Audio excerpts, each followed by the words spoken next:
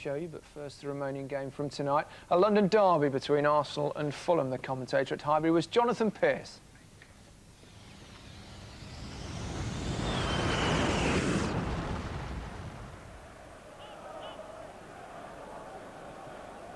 Seagull, so severely questioned over his Arsenal career so far. Bergkamp, the pass, master to Reyes, looks for Cole, early chance for Arsenal, into Henry, couldn't quite make it, Kleb following up. Finds Henry again, went for the placed shot and Tony Warner got down well. 3 short of Ian Wright's all-time scoring record. Great run by Cole. And he couldn't stretch enough. Arsene Wenger wants Arsenal to pass the ball quicker in the final third when they're attacking. Kleb. Decisive pass to Henry, perhaps. Away from Knight, goes down. Penalty kick to Arsenal. We've been playing just over 6 minutes. And the pace of Henry has caused a problem for Fulham. It's Lauren to take it. He's won African Nations Cups for his country from the spot. And it's saved by Warner. A change in penalty taker and a change in fortunes. Fulham let off the hook. It's Henry's practice not to take a penalty if he's been the man brought down in the box. And Arsenal are now regretting that well-worn habit. Seagull forward to Jose Reyes, and look at this space now for Bergkamp, and Henry's waiting in the middle. Bergkamp looks for Fabregas. Oh, what a splendid save again! He really cracked it, says Fabregas. Far too much room for Bergkamp. He drove it perfectly. That's a lovely save. He's having a really good start to his Fulham career. Seagull is forward. And it's aimed at him, and down. Been a long time since he scored. March 2003 against Everton, 52 games ago for Pascal Seagull. Kleb, that's a good ball into Thierry Henry. Bergkamp's at the far post, they're arriving in number. Bergkamp down, Reyes was in there, Fabregas too. One pass too many in the end. And it has been a criticism of Arsenal over the months. Now Kleb covering back on Radzinski. Mistake by Torre. Jensen, oh, a lovely dipper. Oh, beauty. Klaus Jensen, who scored an absolute screamer here for Charlton, the last time Arsenal were beaten in a London League derby match in November 2001.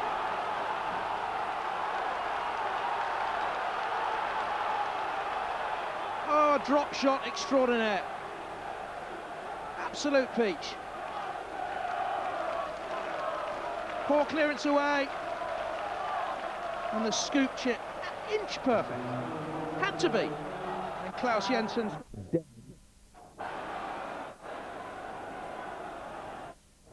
Barmore take the Klaus Jensen, the goal scorer.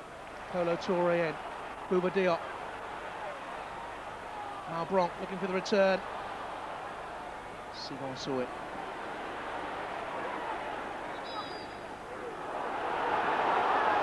Well, he'll question the decision. But onlookers will question the security of that Arsenal defence. 27 minutes gone. Away by Henry. Voltor! What a pelter! Lehmann was equal to it. And he gave it the hammer, Maurice Volts. Bergkamp's got the wrong side of Nicholas Jensen, who was ball watching, now Lauren. Bergkamp, can he thread the eye of the needle? Beautifully done to Kleb, to Lauren. Bergkamp again. Gilberto will let it run on to Ashley Cole.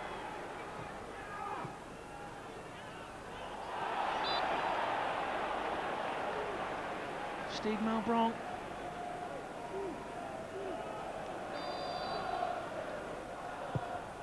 Bergkamp's free kick, and it's Pascal Seagull with the last touch, and Arsenal possession. Heavily, often brutally criticised. Bergkamp's bending free kick.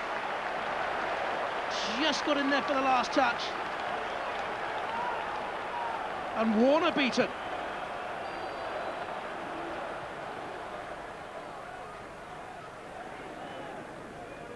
Raymond.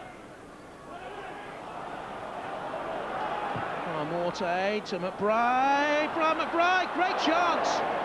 What a lovely pass. Well, they talk about a defence-splitting pass, and there was one. Torre. To Reyes. And Bergkamp. And Warner comes flying out. And fitting that perhaps he has the last word of the first half, because at times it has been Arsenal against Tony Warner.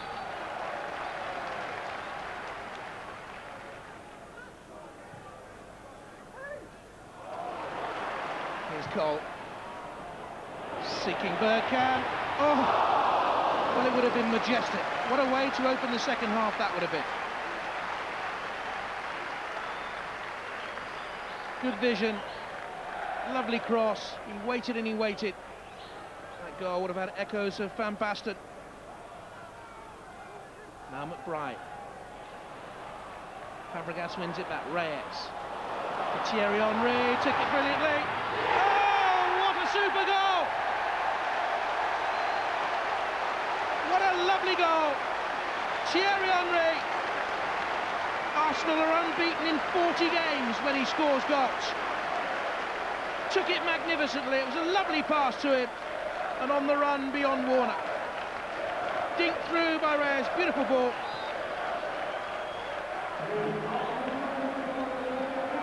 Balletically done. And the driven finish. Too short of Ian Wright's magical record now, Thierry Henry. 183 goals he has for Arsenal and Arsene Wenger, who still looks concerned. I guess he's concerned because Fulham still look dangerous. Box to run Ashley Cole, who fouled him.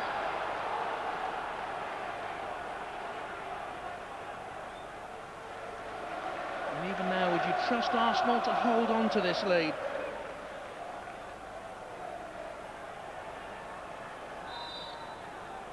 Klaus Jensen's free kick. Lehmann doesn't come for it, but McBride was there. And the big German got back to it. The freedom of the skies for Brian McBride. And they're still in fighting with a chance for Chris Coleman with 11 minutes to go. Off Sesh Raymond. Bergkamp can turn into space, finding Kleb. Chance here for Arsenal. Bolt's got back at him, still Kleb. The back heel's given Henry some work to do. He's done it. Henry. He measured it. He measured it slightly wrongly.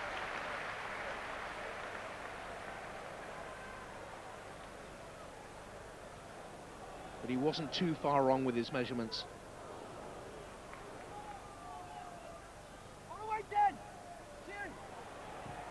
That Knight's given it away. Exquisite, a master at work, Thierry Henry. The points are Arsenal's, and the all-time scoring record at Highbury is very, very nearly Thierry Henry's. Strength in the challenge initially. Oh, how about the finish? How delicate was that? He's one away from equalling Ian Wright.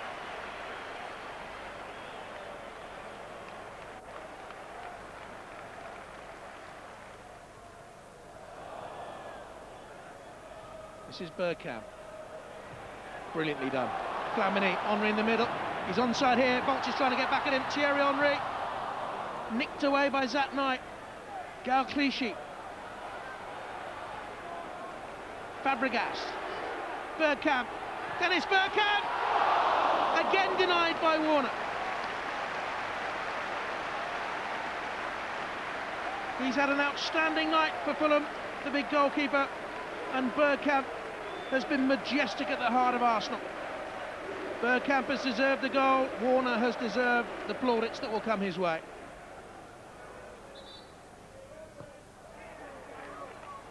Morte caught in possession by Clichy.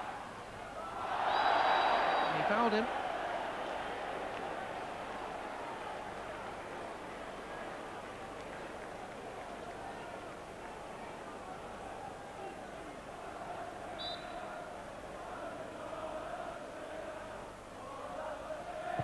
Bergkamp looking for Seagon again. Toure was in there.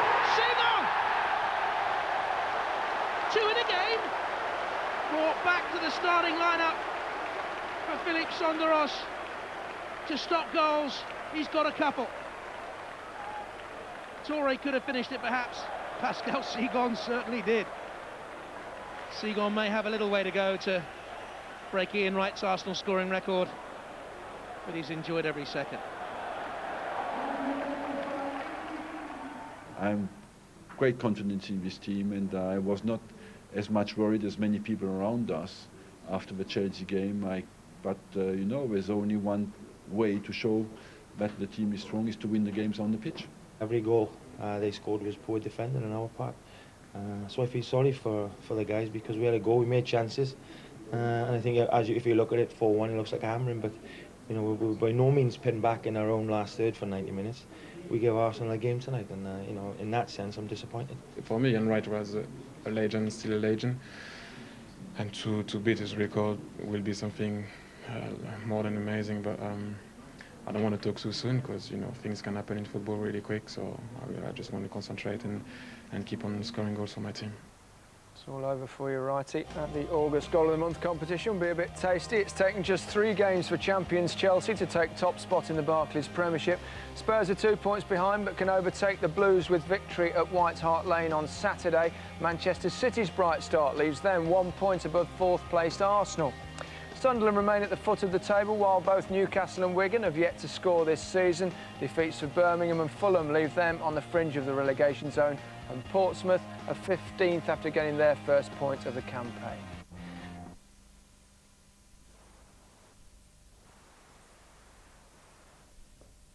Being kind to Arsenal, top seeds in Group B, they'll play Ajax, Sparta Prague and the Champions League newcomers FC Thun from Switzerland, who were semi-professional just 9 years ago. Philippe Sonderos will probably tell us a lot about them, and he can be our scout, tell us all how they play, but it'll be an interesting test. And Ajax, I mean, that looks a great game on paper, those 2 matches, isn't it? Well, of course, and we have played Ajax before. We've drawn the last time we played in the Champions League in 2002-03 season, where we drew both times. And of course, we played a pre-season tournament at their stadium just a few weeks ago. And completing the group, of course, is Sparta Prague. That's an interesting one again. Of course, we played them in 2000 and 2001 season, and we managed to win both games that time. Let's hope we can do the same again.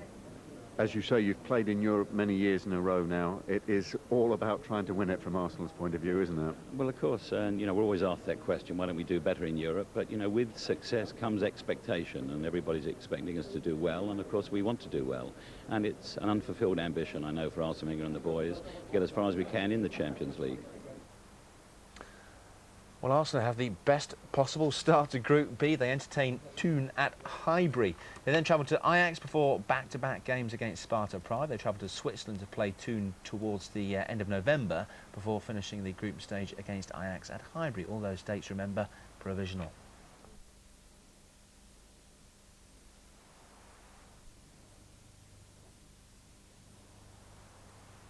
Last year we started fantastic. We win all the single game. Everybody was saying that we are unbreakable, invincible, and all of that. And at the end of the year, we just win the FA Cup, which is fantastic, because every year to win a trophy is always fantastic, and it's always good for the club. But now it's like that. We didn't start well. We just got 3 points. We lost against Chelsea, but it doesn't mean anything, because when you win the trophy and you win the season, and it's in end of May, so we have to keep believing that and just pull together, and 100% we're gonna win a lot of things of the May. Well, it's been a difficult summer. You had the Ashley Cole, Van Persie, you have Patrick Vieira leaving, so it's been a difficult summer for Arsenal. Does that make the players more determined to pull together and to go and show people and to prove everyone wrong? Well, it's the way of life. I mean, we play for a big club. It's Arsenal, and everybody is here to win trophy and to make the best, to be in the top. So we know that we pull each other even more now.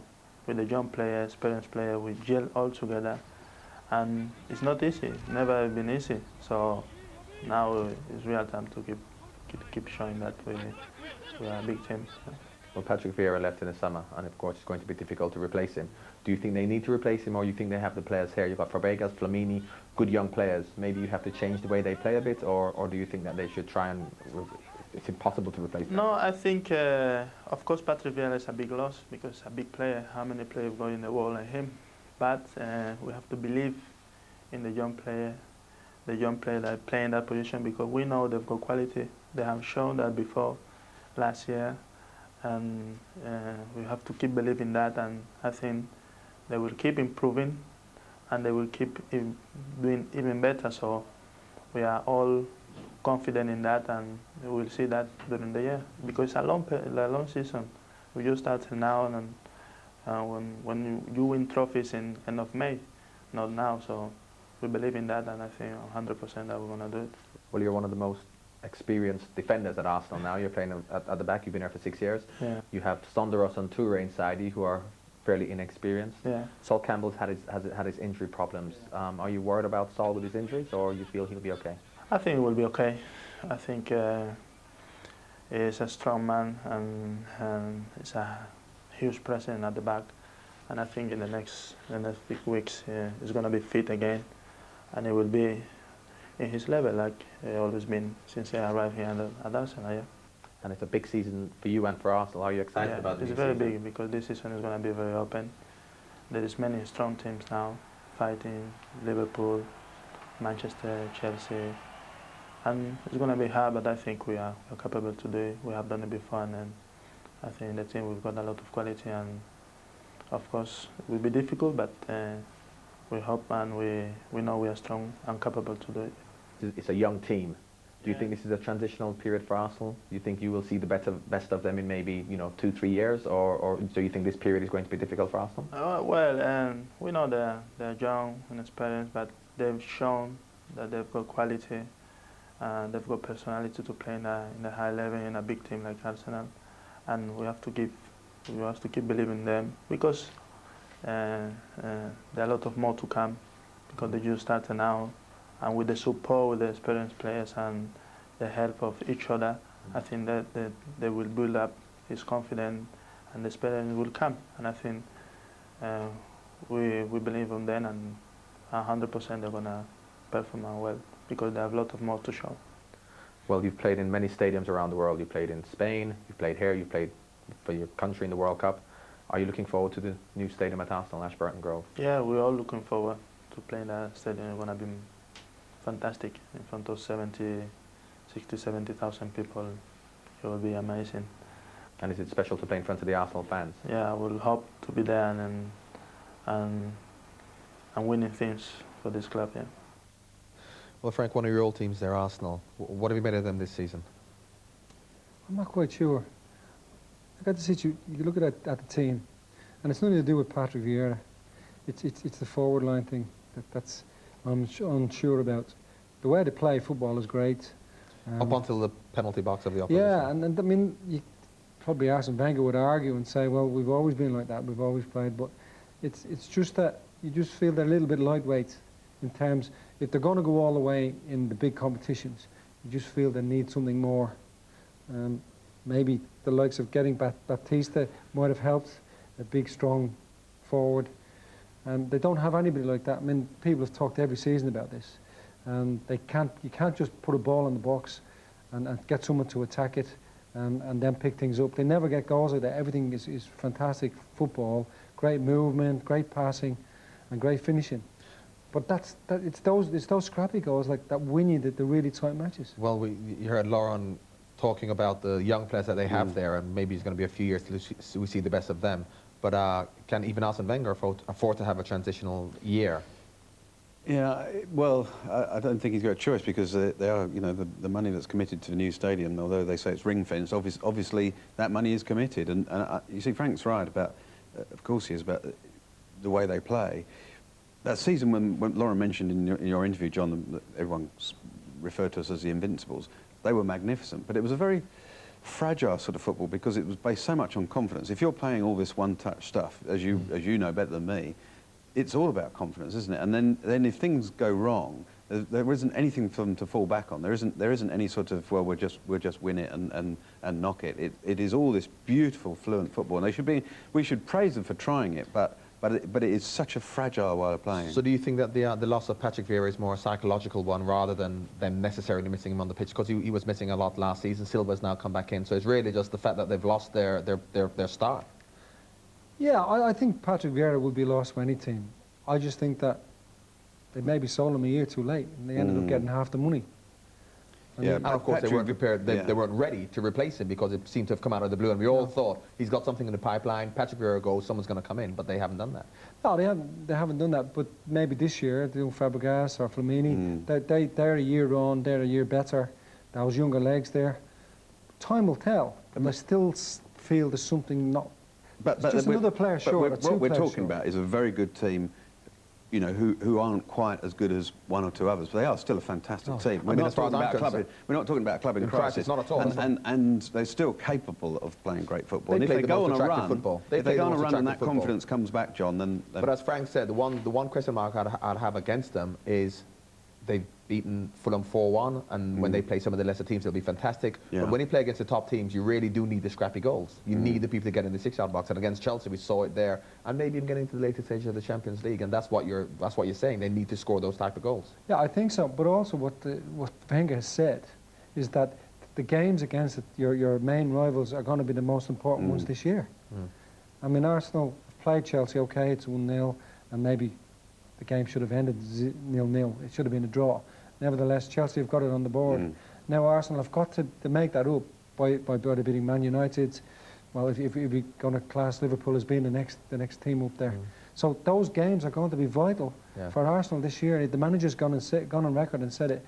And I don't know whether, you know, as you've just said, and I agree with what you're saying, are they just going to have enough when it comes to the really big matches? And their great battles with Manchester United, of course, were when they had people like Keogh and Vieira who relished the scrap, and they're not that sort of team now, are they? That, you know, that you're not going to pass your way past Manchester United, are you?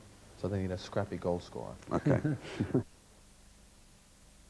After Sven presided over the Belfast debacle, his players are back with their clubs. Left-back Ashley Cole is reluctant to talk about the defeat, but he does admit he's hurting.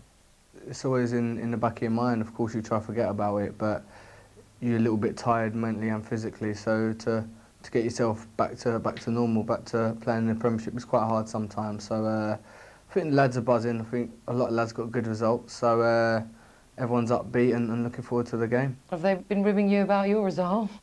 No, to be fair, they've not said anything. Just unlucky, and they still think we'll qualify. So it's fine. On the domestic front, last season Cole won his 3rd FA Cup winners' medal, but he's in no doubt what the priority is this time round.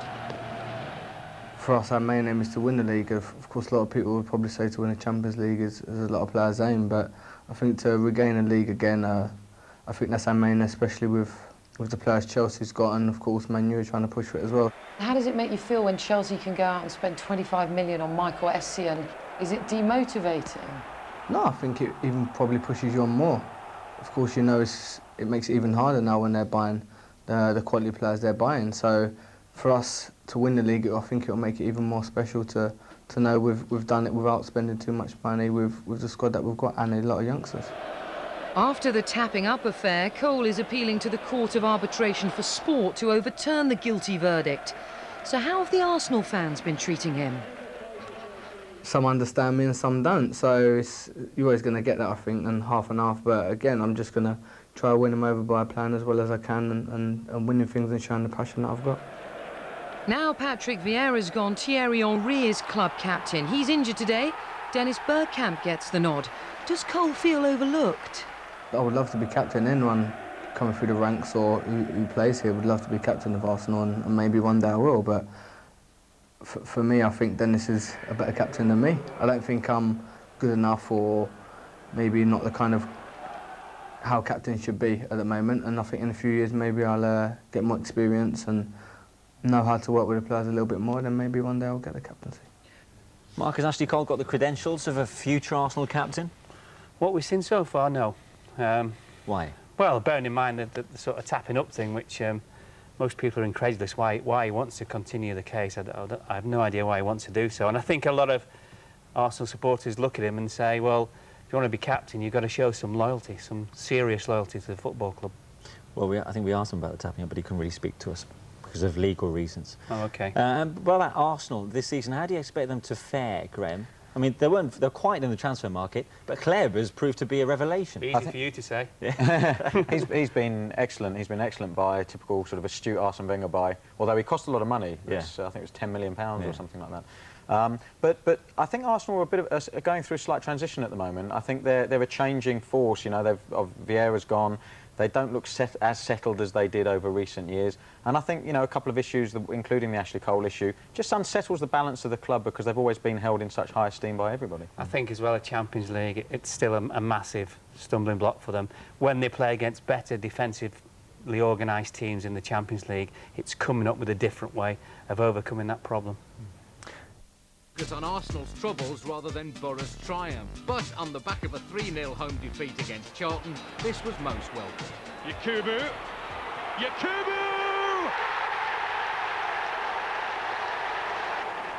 Kleb. Beautiful turn. Races on to try and get the return himself. And Schwarzer came out at just the right time and blast the ball downfield. Seagon's header has fallen to Yakubu.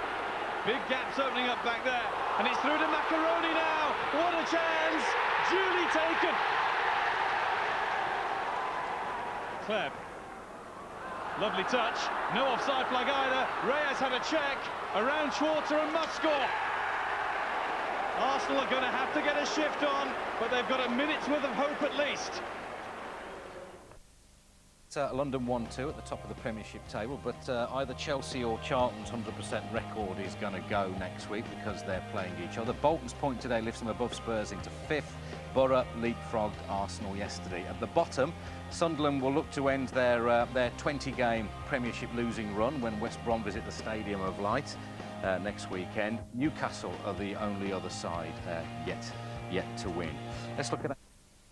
Arsenal needed a last-minute goal from Dennis Bergkamp to see off Swiss side Thun at Highbury. Robin van Persie was sent off just before half-time.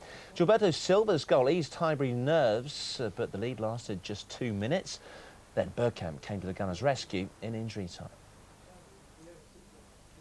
Campbell made his first start of the season as Arsene Wenger looked for a good response to defeat at the weekend against Champions League debutants Thun. Keeper Eldin, as Lundberg bundled Jakupovic over the line, and he was given a straight red for dangerous play. But the 10 men went ahead at the start of the second half. Gilberto heading Reyes' corner back across the goal. That Olo Toure headed wide in the 90th minute. Arsenal fans feared it was going to be another one of those nights in Europe. Did you deserve to win tonight? Well, yes, I feel we had the character, quality in our game, and we kept going until the last minute. And, you know, 10 against 11 is difficult in a game of that quality. But I feel overall we scored a great goal first, and then they scored. You don't know how they scored. And we had again to do it straight away, and we kept going. And I'm pleased with the quality of the game, and especially with the character of the team. A lot of fans expected this, though, to be a lot more convincing. I would like you to take a team and play 10 against 11 in the Champions League, and you will see how convincing it is. What did you think of Robin van Persie's red card? I think it was a wrong decision. Why? Because he didn't want to make a foul, he played the ball. What effect did that... I'm surprised when you ask me why. Could you see the injury, though, on the player's head? It's nothing to do with the injury of the player's head. He didn't want to injure the player, it was an accident. 4 times winners are in second place behind Arsenal. Arsenal never to have got past the quarter-final stage of the Champions League, but they are in top spot after their 2-1 win over Toon, who are bottom of the table. With Patrick Vieira, the former Arsenal captain, believes Robin van Persie and Wayne Rooney will learn from their Champions League dismissals. Vieira was also red-carded on his European debut for Juventus. He claims his sending-off was unfair. I think the potential and the talent is there, there's no doubt about it. He's a fantastic player, a terrific player. I think he's just started and everybody look after him. But after all, I think he needs that temperament, that hunger, because that is a part of the game. And I hope that he's not going to change it, because that is how he is. And if he is who he is right now, it's because he's a strong player. So of course he just needs to learn a little bit about it, but I'm not worried at all about that. He will sort himself out. And when you were younger, you had a couple of sendings off here and there. Did you? I mean, how did you learn? How did you feel that you had to learn? And how does he have to sort of negotiate maybe a difficult period? I think yes, you're going through a difficult period, of course. But what is really important is to think about yourself.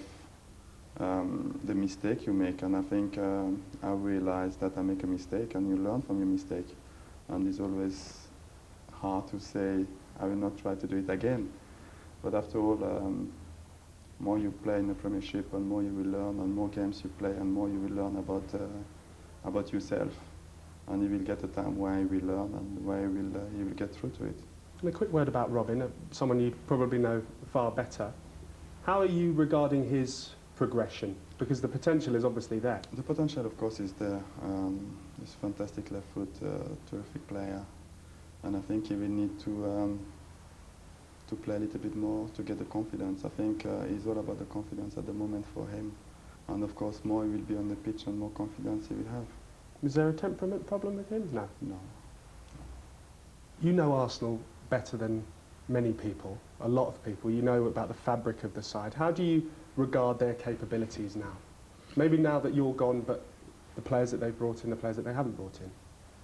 I think they're going through a period where everybody thinks that they're not capable of winning games or winning the Premiership. And I think it's all about the confidence at the moment, because I saw the game they play against Middlesbrough. They was unlucky because they've created so many chances before they concede a goal. So I think it's all about the confidence. If they get the confidence back, they can win the game, and you never know, they can catch Chelsea. Have you been surprised by their start? Because they're in ninth. It doesn't seem right, Arsenal, ninth next to them. Yeah, of course, but they've been unlucky during the few games they play already. So I think what is really important for them is to believe on themselves, to believe that they can beat any team, to believe that they're still a good side. And after all, I think they will be all right.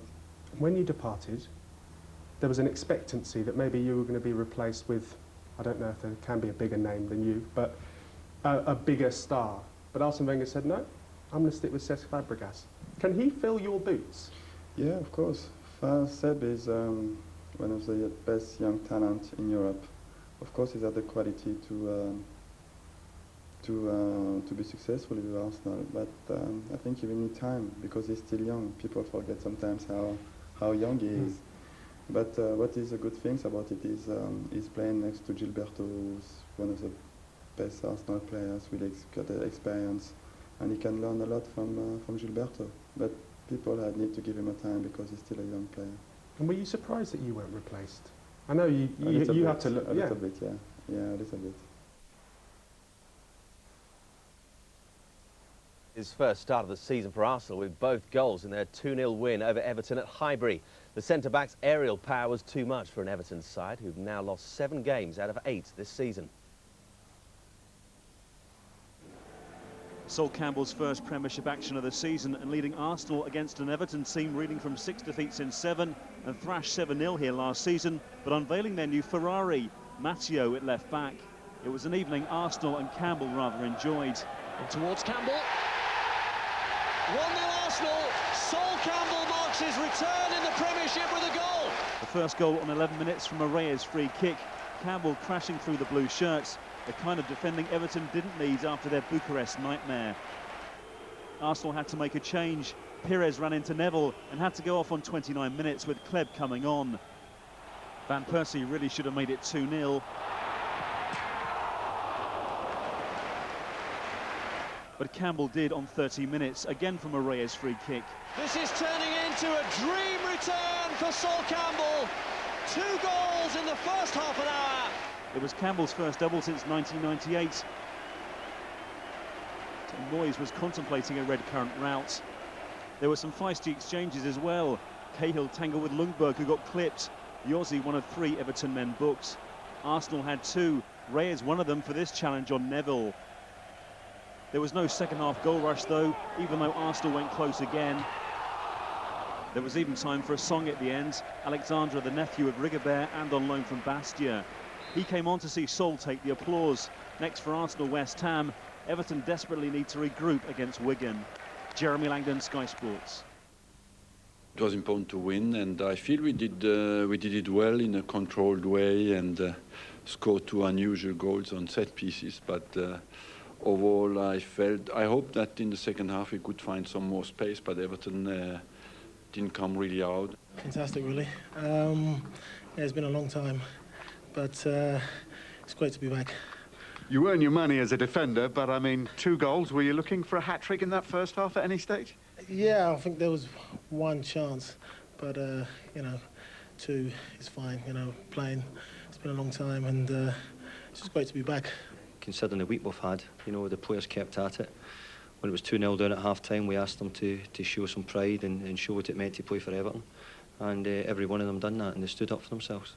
How pleased were you for Sol Campbell, who's endured a frustrating few months, hasn't he? Well, yeah, you can say the frustrating season last year was never at his best because of different ankle problems, and he worked very hard, and you're happy. You know, he was impatient to come back, and he came back quicker than expected. I wanted him 1 or 2 more games, but he was ready, he was so fit in training that I decided to bring him back. Does this send a big message to England with those vital World Cup qualifiers next month? Yeah, you know, I want to be back in. That's my main. That's one of my main kind of goals to, you know, get back and playing for England and and playing for Arsenal. You know, because that's my bread and butter, and I just got to keep on going now. I feel as if, you know, if there's something, I think probably the worst game you could have got after the defeat we had in midweek was to come to Arsenal because of the way they play. So, you know, we've stopped them creating too many chances. We've stopped them creating, they weren't missing loads of opportunities. We kept them out that way. We just couldn't keep them out on the basics of set pieces. This is how that game affects the table. Arsenal now up to 7th. They overtake Tottenham Hotspur on goal difference down the bottom of the table. Everton remain in 19th position. That's their 4th league defeat of the season. Their only win coming against Bolton in August.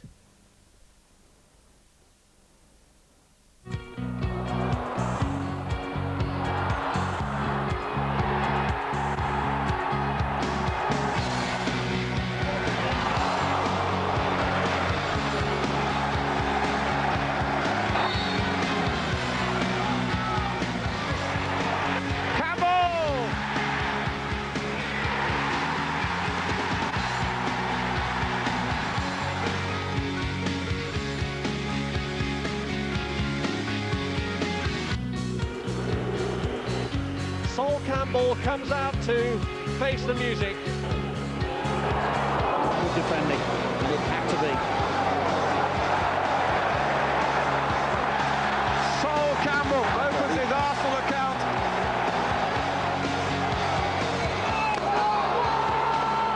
It's a splendid show of initiative from Sol Campbell.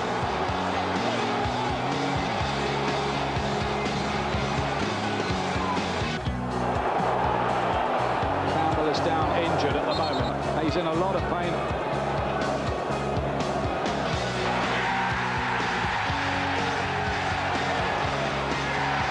This is turning into a dream return for Sol Campbell.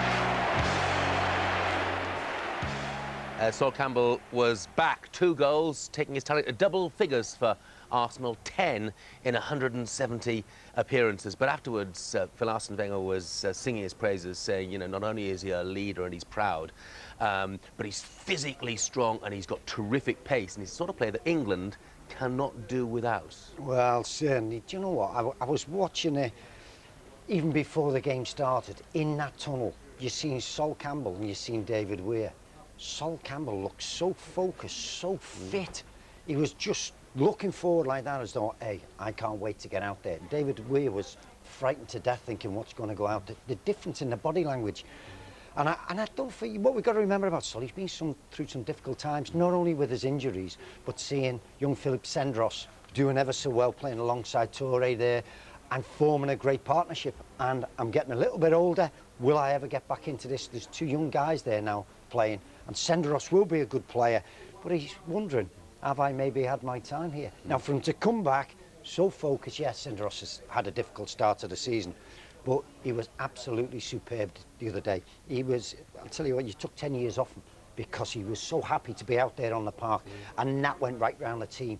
For Arsenal looking sort of dodgy at the back, I know people can say, well, Everton were not going to cause many problems, but what he did, he brought back the solidity to Arsenal again, which will be difficult for West Ham to break down. But I think for England, but mainly, and the Arsenal fans will just be thinking about themselves at the moment, it's important to have Sol Campbell fit, healthy, and as captain again. A couple of Sol Campbell goals from free kicks then, Charlie, and earlier in the season, Pascal Segan with a couple of goals against Fulham as well. Arsenal turning into a Route 1 team, are they? Sam Allardyce will be pleased watching that, won't he? Seriously speaking, though, I mean, today, no Henry, no Bergkamp, no Pires. How can any side in the country succeed with those sort of losses? No, they can. I believe, like Wenger does, that Arsenal can. Frank and I did the FC Thun game, and Sol made his comeback, and he did okay. He got through the game, and it was about 90 minutes, but he couldn't jump. He had no lift off, Frank, really, did he? He was going to spring for a header, and he didn't really look that fresh. And then suddenly he gets a couple of goals, because he's got a good spring in him. He actually should be scoring more goals. Yeah. I mean, Sol Campbell's presence, if you look at John Terry, who I think we all admit is probably the best centre-half in the business at the moment, you see the spring that he's got. Campbell's got that physique, the presence, the whole thing. He should terrify defences when he comes forward. Unfortunately, but it's not the way Arsenal plays it. They don't launch the ball at the box. No, but they still get a lot of set pieces, Jeff. And when Arsenal do, they obviously don't work at it a great deal. But I just think the presence of Campbell, you see Toure. Toure's a guy who goes and attacks things. Not particularly good at finishing, but he goes and attacks. Sol seems to be just in there for the sake of it sometimes. And maybe this is just, like Phil says, maybe to promote himself. I'm back in the team. Wenger left him out of the FA Cup final. That was a warning shot for him. And now he's back to say, right, I want in the World Cup side, and I also want to get my reputation at Arsenal back in track.